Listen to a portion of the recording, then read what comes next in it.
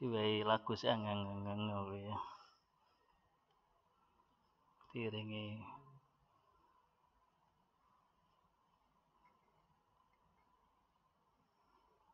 lagu sik genggeng ya. Wis burung nggih.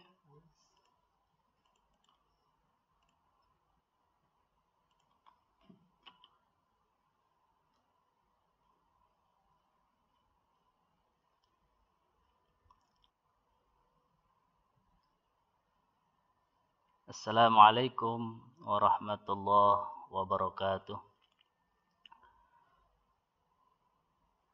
Bismillah, alhamdulillah, wassalatu wassalamu ala rasulillah Sayyidina Muhammad ibn Abdullah wa ala alihi wa sahbihi wa mawalah amma ba'd. Kaum muslimin wal muslimat yang berbahagia, semoga kita semua dimuliakan Allah Subhanahu wa taala. Pertama, marilah kita panjatkan puja dan puji syukur kehadirat Allah Subhanahu wa taala karena pada hari ini sampai detik ini kita semua masih diberikan umur panjang oleh Allah Subhanahu wa taala, diberikan kesehatan, sehat secara zahir maupun sehat secara batin. Semoga kesehatan ini bisa membuat kita selalu bersyukur kepada Allah Subhanahu wa taala. Salawat dan salam kita haturkan kepada Nabi kita Muhammad sallallahu alaihi wasallam dengan ucapan Allahumma shalli ala sayyidina Muhammad. Semoga salawat ini bisa meluber kepada kita sekalian sehingga kita besok di hari kiamat mendapatkan syafaat dari beliau Nabi kita Nabi Agung Muhammad sallallahu alaihi wa alihi wasallam. Kaum muslimin wal muslimat dimanapun Anda berada. Sebelumnya saya mengucapkan selamat menunaikan ibadah puasa tarwiyah dan puasa Arafah. Hari ini memang hari yang sangat luar biasa, tanggal 8 Dzulhijjah dan besok tanggal 9 Dzulhijjah untuk kita melaksanakan ibadah puasa sunnah, tarwiyah dan Arafah. Betapa pentingnya puasa tarwiyah dan Arafah. Maka barang siapa yang berpuasa di hari tarwiyah, maka dosanya akan diampuni oleh Allah Subhanahu wa taala selama 1 tahun. Dan yang lebih utama lagi adalah puasa di hari Arafah. Maka Rasul bersabda, barang siapa yang berpuasa di hari Arafah, maka dosanya orang tersebut akan diampuni selama 2 tahun. 1 tahun yang silam dan 1 tahun yang akan datang. Subhanallah, 2 tahun dosa sudah diampuni oleh Allah Subhanahu wa taala dengan berpuasa 1 hari di hari Arafah. Memang sangat luar biasa hari Arafah tersebut, dan ternyata hari Arafah adalah hari yang paling utama selama 1 tahun. Maka hari Arafah kita persiapkan untuk mendekatkan diri kepada Allah Subhanahu wa taala, untuk bermunajat, berdoa kepada Allah Subhanahu wa taala untuk keselamatan diri kita semuanya, keluarga kita, dan bagi umumnya untuk kaum muslimin di seluruh dunia. Karena Arafah adalah sebuah momen yang sangat penting wabil khusus kepada para saudara kita yang masih menunaikan ibadah haji, maka mereka semua melaksanakan wukuf di Arafah karena itu adalah sebuah keharusan orang yang berhaji, maka diwajibkan untuk menjalankan wukuf di Arafah. Kaum muslimin wal muslimat yang berbahagia. Dalam bulan Dzulhijjah banyak sekali hal-hal yang bisa kita raih untuk mencapai ridha Allah Subhanahu wa taala. Di antaranya di bulan Dzulhijjah kita bisa melaksanakan kurban sunnah. Maka perlu diketahui bahwasannya kurban di bulan Dzulhijjah ini bisa masuk ada dua kategori. Yang pertama, kurban tersebut bisa dihukumi kurban sunnah. Dan yang kedua, kurban tersebut bisa dihukumi kurban wajib atau kurban nadar. Maka bagaimana kita bisa memahami kalau orang tersebut melakukan kurban sunnah atau orang tersebut melakukan kurban wajib? Ini sebuah hal yang mungkin harus kita fahami benar-benar dalam kita akan melaksanakan kurban di hari raya Idul Adha. Saya ambil contoh satu atau dua. Ketika seseorang berkata, apabila di tahun ini saya memiliki anak laki-laki, maka saya akan berkurban.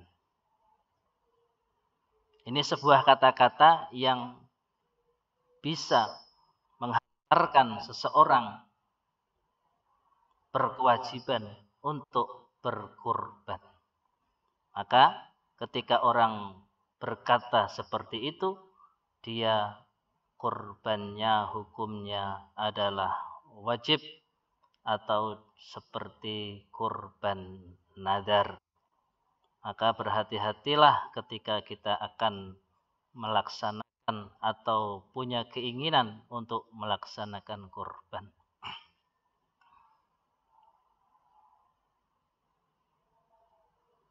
Ambil contoh lagi, ketika ada orang mengatakan kalau saya lulus maka saya akan kurban. Atau mengatakan kalau anak saya pulang dari perantauan maka saya akan berkurban. Atau kalau orang mengatakan kalau saya punya rezeki saya akan berkurban.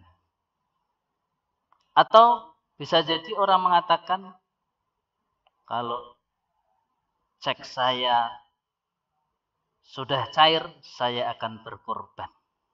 Dan ucapan-ucapan yang seperti itu, maka orang tersebut akan terkena wajib berkorban.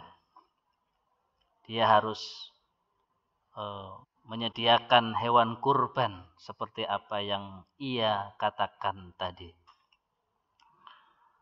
Itu masuk kategori kurban nadar atau kurban wajib.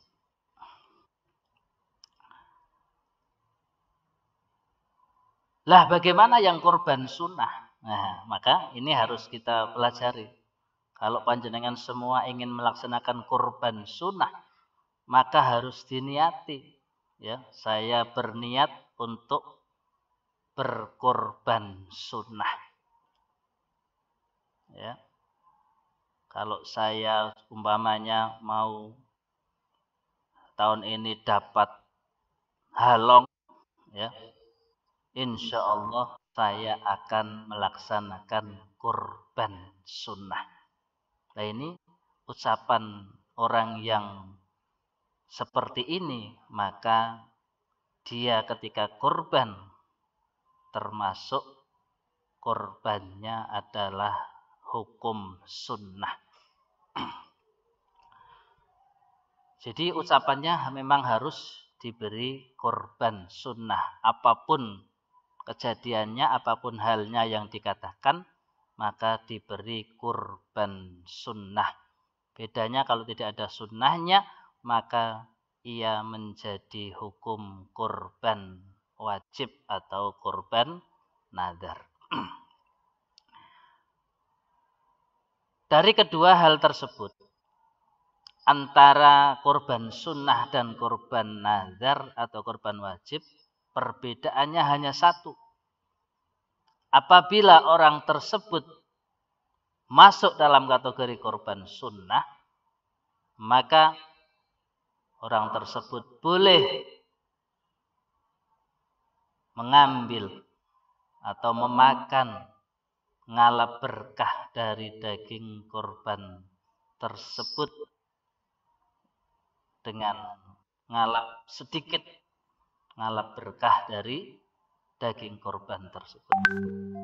Namun apabila dia masuk kategori kurban nadar, maka sedikit pun daging itu tidak boleh ia makan, tidak boleh meminta untuk memakannya, bahkan keluarganya atau orang-orang yang wajib dinafkahinya tidak boleh ikut memakan daging kurban nadar atau kurban wajib. Itulah perbedaan antara kurban sunnah dan kurban nadar.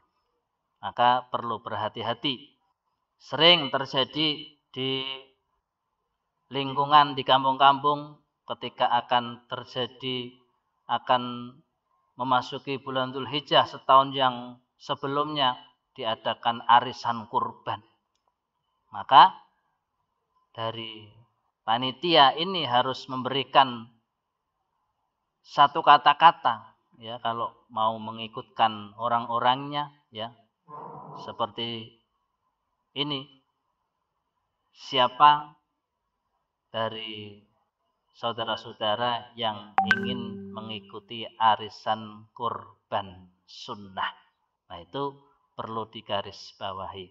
Maka ketika dia mengikuti arisan tersebut, dia masuk kategori kurban sunnah dan orang itu boleh mengambil berkah sedikit dari daging yang dikurbankan. Kaum muslimin wal muslimat yang berbahagia. Alhamdulillah, mungkin di antara kita ada yang bisa berkorban, ada yang tidak bisa berkorban. Maka apa hewan-hewan yang bisa dikorbankan? Yang pertama itu adalah unta. Kemudian yang kedua adalah sapi. Dan yang ketiga adalah domba ataupun kambing. Ketika hewan ini biasa untuk berkorban oleh orang muslim, ya. Kalau zaman dulu unta, nah sekarang unta sudah jarang untuk dikorbankan. Bahkan sekarang banyaknya adalah berkorban dengan sapi ataupun dengan domba. Maka kalau orang berkorban sapi itu boleh untuk bareng-bareng bersama orang 7 atau 7 orang dengan sapi 1, tetapi kalau berkorban dengan domba atau kambing, maka itu untuk berkorban 1 orang.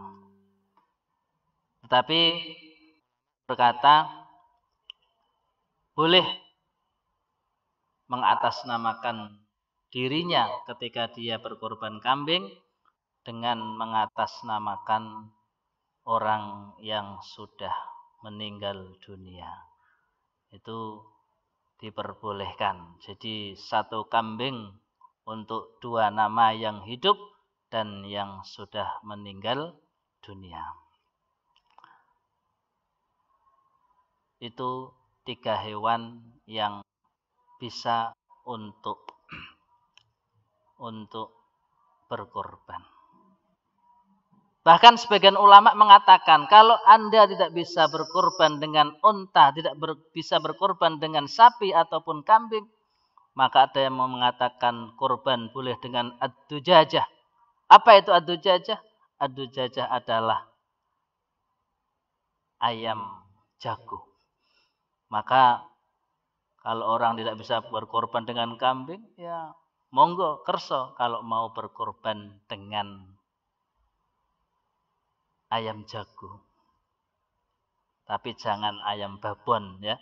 Itu rekomendasi dari para ulama, boleh berkorban dengan ayam jago. Maka harus kita perhatikan ketika berkorban.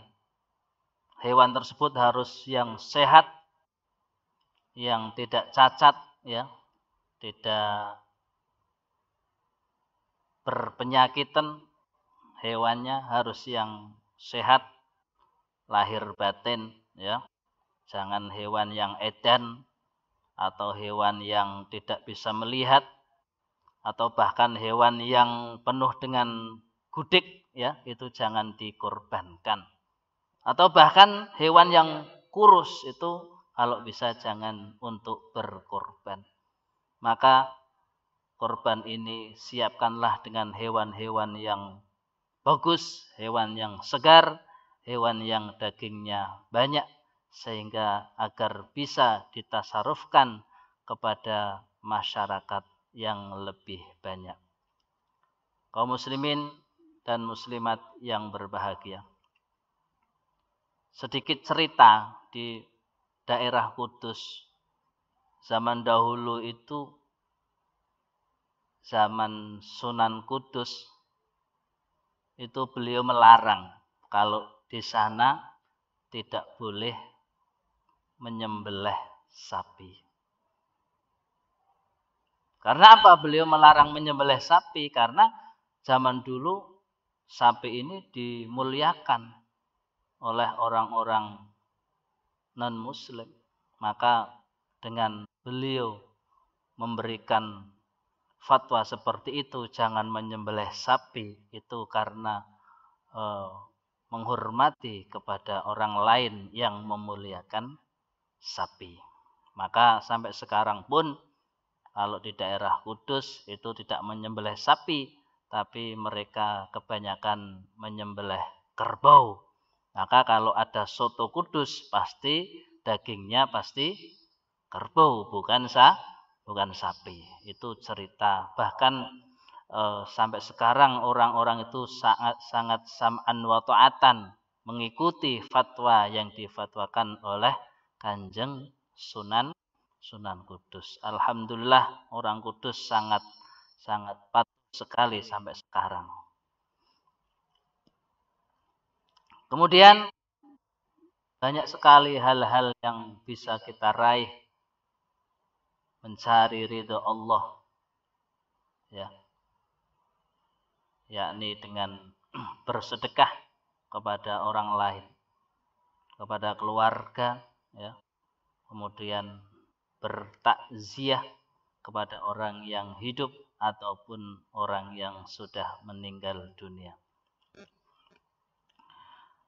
Perlu digarisbawahi dalam berkorban ini, para hadirin, para kaum muslimin wal muslimat yang sering kadang terjadi, ini yang harus kita berhati-hati, ya. Maka orang yang setelah melaksanakan kurban itu tidak boleh menjual apapun dari daging kurban, bahkan kulitnya pun tidak boleh dijual. Karena kalau orang yang menjual kulit kurban itu dia seperti tidak berkorban. Maka berhati-hatilah dalam mensikapi hal ini agar kita yang berkorban, panjenengan semua yang berkorban akan tetap mendapatkan pahala dari Allah Subhanahu wa taala. Ada yang perlu kita lakukan di hari ini, hari Tarwiyah berpuasa dan hari besok Arafah juga berpuasa, dan di hari besoknya lagi melaksanakan sholat Idul Adha. Marilah kita bersama untuk melaksanakan sholat Idul Adha. Mungkin di daerah Pekalongan masih perbolehkan untuk melaksanakan Idul Adha di masjid-masjid atau di musola-musola. Tetapi di daerah-daerah yang masih zona merah, mungkin mereka akan melaksanakan sholat Idul Adha di rumah masing-masing. Ini kadang menjadi satu hal yang sangat berat. Kadang sebagian masyarakat, bagaimana sholat Idul Adha itu? Caranya bagaimana? Ini kadang mau bertanya kepada siapa. Maka pada hari ini saya ingin menjelaskan bahwasanya sholat Idul Adha ini paling utama adalah dilakukan di masjid, walaupun boleh dilakukan di lapangan atau di tempat-tempat yang luas, ya, tetapi tetap afdalnya dilakukan di masjid. Lah bagaimana cara untuk melaksanakan sholat Idul Adha? Harus sholat Idul Adha ini pertama, ya, dengan dilaksanakan 2 rakaat, ya. Rakaat yang pertama harus niat. Niatnya bagaimana? Usolli sunnatal Idul Adha raka'ataini imaman. Kalau jadi imam, kalau jadi makmum, makmuman lillahi ta'ala. Setelah niat seperti itu, dengan bersama takbiratul ihram, Allahu Akbar, ya, itu takbiratul ihram.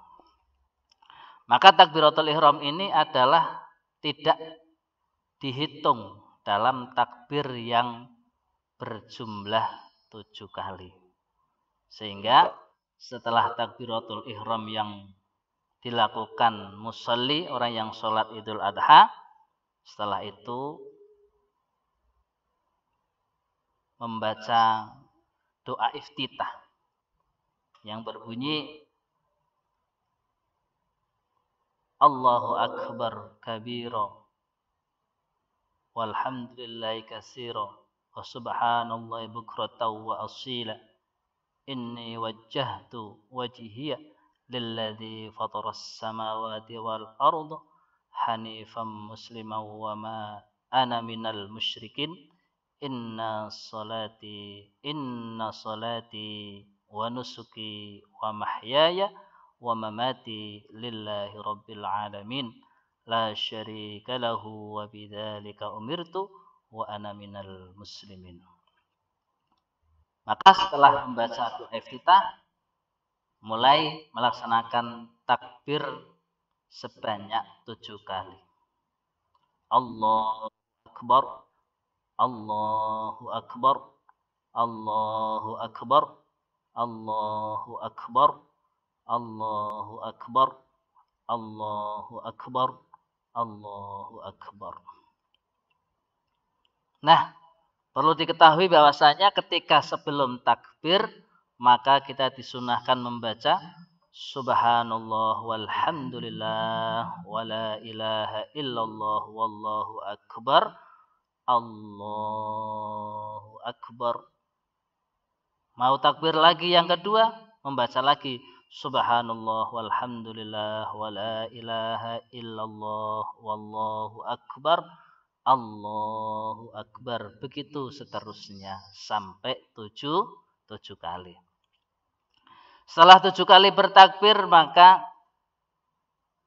membaca suratul Fatihah. Setelah membaca suratul Fatihah selesai, maka membaca surat, ya, bisa sabihis atau kalau tidak hafal yang lainnya, ya, surat-surat pendek tidak apa-apa. Kemudian setelah selesai 1 rakaat kembali berdiri lagi, Allahu akbar. Nah, maka disusul dengan takbir sejumlah 5 kali seperti yang tadi membacanya. Sebelum takbir 5 kali itu membaca Subhanallah walhamdulillah wala ilaha illallah wallahu akbar, Allahu akbar. Itu selama 5 kali. Itu yang rakaat kedua. Kemudian baca suratul Fatihah dan surat yang hafal, ya. Itu kemudian sampai salam, sampai selesai sholat Idul Adha. Itu cara yang mudah untuk melaksanakan sholat Idul Adha. Bagaimanapun semua amal harus kita bekali dengan ilmu, karena amal tanpa ilmu mardudatun la tuqbalu, ditolak dan tidak diterima oleh Allah Subhanahu wa taala. Demikian dari saya, semoga yang sedikit ini bisa bermanfaat untuk kaum muslimin dan muslimat yang melihat tayangan ini. Semoga bisa menjadi ilmu untuk kita sekalian, ilmu yang bermanfaat fid dini wa dunya wal akhirah. Amin amin ya rabbal alamin. Sekian dari saya, mohon maaf yang sebesar-besarnya. Wal afu minkum. Assalamualaikum warahmatullahi wabarakatuh.